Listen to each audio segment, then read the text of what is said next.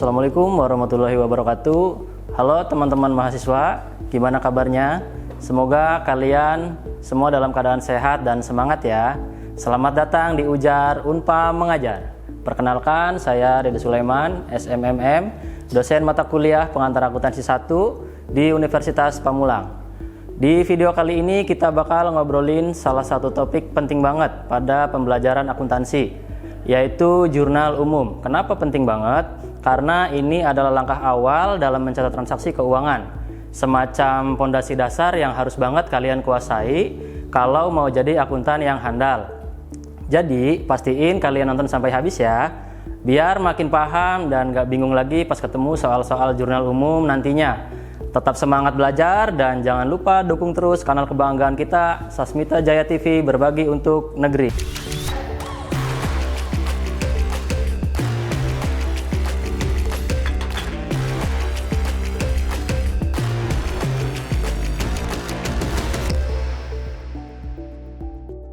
Setelah mengikuti video ini, kalian diharapkan mampu yang pertama memahami pengertian dan fungsi jurnal umum dalam akuntansi.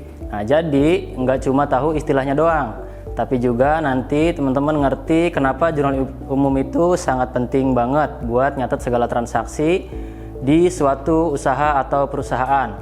Yang kedua, kalian akan belajar cara menganalisis transaksi keuangan. Di sini kalian bakal diajak buat ngelihat sesuatu transaksi terus mikir ini masuk akun apa dan dampaknya kemana aja ya. Pokoknya latihan mikir ala akuntan deh. Yang ketiga, nanti akan bisa menyusun jurnal umum berdasarkan transaksi yang terjadi. Jadi setelah ngerti teorinya dan bisa analisis transaksi, kalian juga bakal belajar nyatetin itu semua ke dalam bentuk jurnal umum yang rapi dan sesuai aturan. Materi ini adalah fondasi penting buat kamu yang ingin jadi akuntan handal. Bisa dibilang ini fondasi dasar banget buat kalian yang mau serius belajar akuntansi, apalagi kalau punya mimpi jadi akuntan yang profesional di masa depan. Oke, kita mulai dari yang paling dasar dulu. Apa itu jurnal umum? Jurnal umum adalah catatan kronologis semua transaksi keuangan yang terjadi di sebuah perusahaan. Fungsi utamanya adalah mencatat setiap transaksi agar tidak ada yang terlewat dan sebagai dasar dalam menyusun laporan keuangan. Ibaratnya, jurnal umum itu seperti buku harian keuangan perusahaan. Sebelum kita masuk ke tahap menganalisis transaksi untuk jurnal umum, ada satu hal penting yang wajib banget kita pahami dulu, yaitu rumus dasar akuntansi. Nah, rumus ini ibarat kompas yang bakal bantu kita menentukan posisi akun.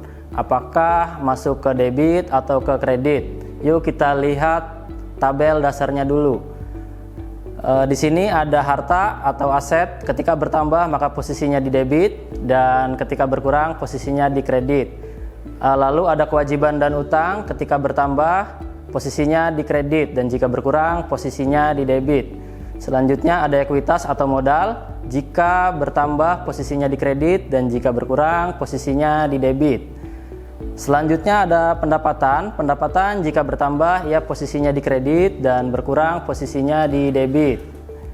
Selanjutnya ada akun beban, jika bertambah posisinya di debit dan jika berkurang posisinya di kredit. Dalam pencatatan akuntansi, khususnya saat menyusun jurnal umum, ada yang namanya kode akun. Nah, kode akun ini semacam penanda atau nomor urut buat tiap akun yang dipakai dalam transaksi. Tujuannya supaya pencatatan jadi lebih tertata, mudah dicari, dan gampang dilacak. Biasanya kode akun ini disusun berdasarkan kelompok akun, dan umumnya pengelompokannya diawali seperti berikut. Untuk akun harta atau aset itu kodenya 1, untuk akun utang kode awalnya 2, lalu ada modal atau ekuitas itu kode awalnya 3, dan lalu ada pendapatan kode awalnya 5, dan selanjutnya ada beban atau biaya itu kodenya 5. Jadi misalnya kamu punya akun kas, karena itu termasuk aset, biasanya kodenya adalah 1001. Kalau akun utang usaha, karena termasuk kewajiban, biasanya dikasih kode 2001 dan seterusnya. Contoh pengkodean akun bisa dilihat pada tabel di samping. 1001 itu kas, 1002 piutang usaha, dan selanjutnya 2001 itu utang usaha, 3001 modal pemilik, 4001 pendapatan jasa, dan 5001 sebagai beban gaji. Dalam pencatatan akuntansi, khususnya saat menyusun jurnal umum, ada yang namanya kode akun. Nah, kode akun ini semacam penanda atau nomor urut buat tiap akun yang dipakai dalam transaksi. Tujuannya supaya pencatatan jadi lebih tertata, mudah dicari, dan gampang dilacak. Biasanya kode akun ini disusun berdasarkan kelompok akun, dan umumnya pengelompokannya diawali seperti ini. Jenis akun, misalnya harta atau aset, maka awalan kodenya 1, untuk utang awalan kodenya 2, untuk modal atau ekuitas awalan kodenya 3, pendapatan awalannya 4, dan beban atau biaya awalannya 5. Jadi misalnya kamu punya akun kas, karena itu termasuk aset, biasanya kodenya adalah 1001. Kalau ada akun utang usaha, karena termasuk kewajiban, bisa dikasih kode 2001 dan seterusnya. Contoh pengkodean akun seperti berikut: 1001 kas, 1002 piutang, 2001 sebagai utang usaha, 3001 sebagai modal, 4001 pendapatan jasa, dan 5001 beban gaji. Dengan sistem ini, setiap akun punya identitas yang unik. Jadi waktu kamu bikin jurnal, kamu bisa langsung masukin kodenya di kolom ref atau referensi. Nah, ini ngebantu banget buat kamu yang mau posting ke buku besar nantinya. Intinya, kode akun itu kayak alamat rumah bagi setiap akun. Dia bikin pencatatan jadi lebih cepat, lebih rapi, dan mudah dilacak. Kalau kamu udah mulai bikin laporan keuangan yang lebih kompleks, pengkodean ini bakal sangat berguna. Jurnal umum merupakan semacam catatan harian yang isinya semua transaksi keuangan yang terjadi di suatu usaha atau perusahaan. Tapi tenang aja, tampilannya nggak ribet kok. Biasanya jurnal umum terdiri dari beberapa kolom utama, yaitu ada tanggal transaksi.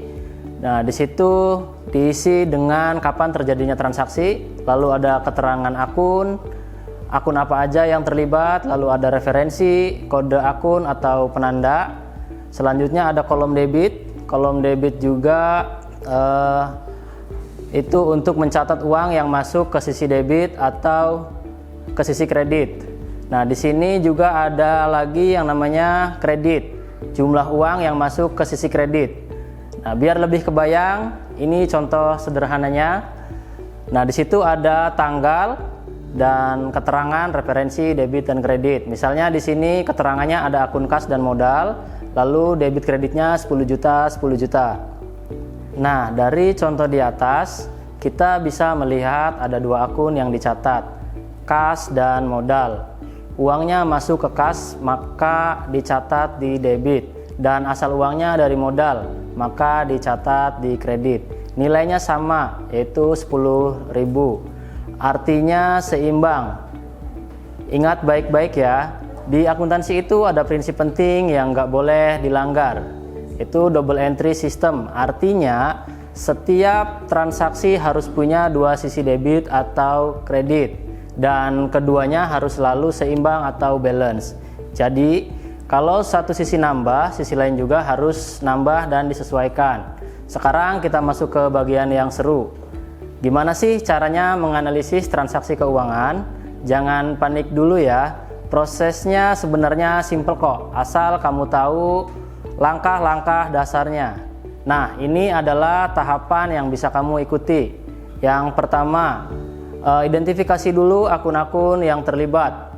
Langkah pertama ini kamu harus tahu transaksi yang menyangkut akun apa aja. Misalnya ada kas, piutang, pendapatan, modal, dan sebagainya.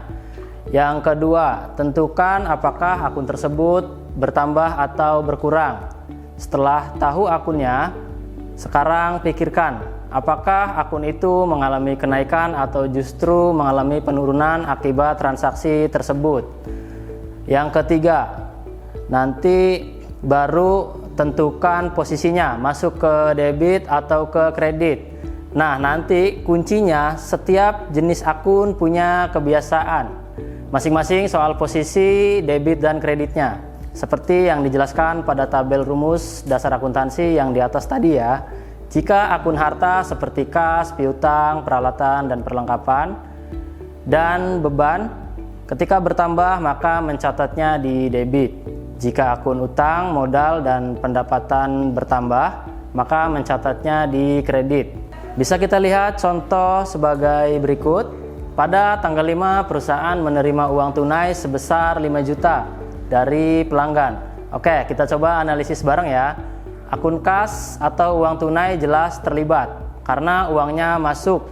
Berarti kas itu bertambah dan posisinya tentu di debit. Uang itu didapat dari pelanggan, artinya perusahaan baru saja mendapat pendapatan. Akun pendapatan juga bertambah dan posisinya di kredit. Jadi pencatatannya kayak gini ya. Kas dengan kode ref 1001 di debit sebesar 5 juta, pendapatan dengan kode 4001 di kredit sebesar 5 juta. Mudah kan? Yang penting selalu ikuti 3 langkah tadi. Yang pertama, kenali akunnya. Yang kedua, tentukan bertambah atau berkurang. Yang ketiga, catat di debit atau kredit yang tepat. Kalau sudah biasa, lama-lama kamu bakal jago baca dan catat transaksi apapun. Yuk kita lihat contoh lainnya sebagai berikut. Pada tanggal 2, membayar sewa kantor tunai sebesar 1 juta. Langkah pertama, akun yang terlibat adalah kas dan beban sewa.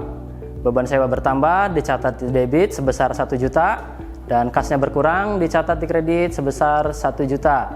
Nah, sekarang giliran kalian nih. Saatnya kalian praktek dari materi yang udah kita bahas bareng-bareng tadi. Coba kalian buat jurnal dari transaksi berikut ini.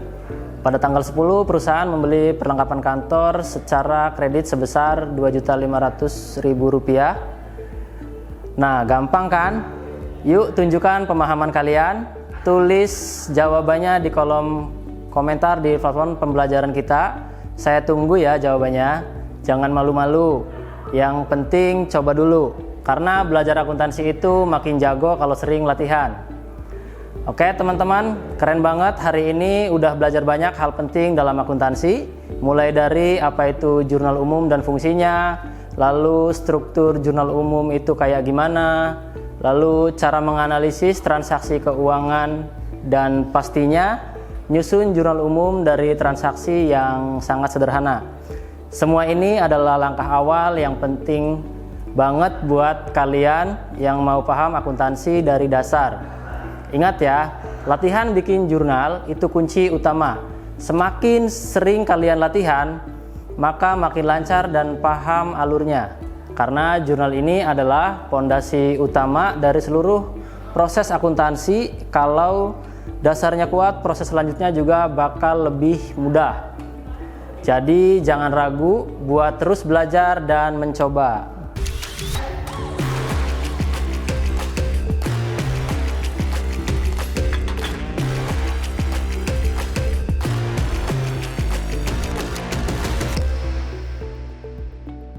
Terima kasih banyak sudah belajar bareng saya di kanal kebanggaan kita, Sasmita Jaya TV. Tetap semangat dalam belajar akuntansinya ya. Ingat, akuntansi itu adalah bahasa bisnis. Kalau kalian jago akuntansi, kalian bisa ngobrol sama dunia usaha dengan lebih percaya diri. Jangan lupa untuk like, komen, dan subscribe. Dan juga share video ini ke teman-teman kalian biar makin banyak yang belajar bareng.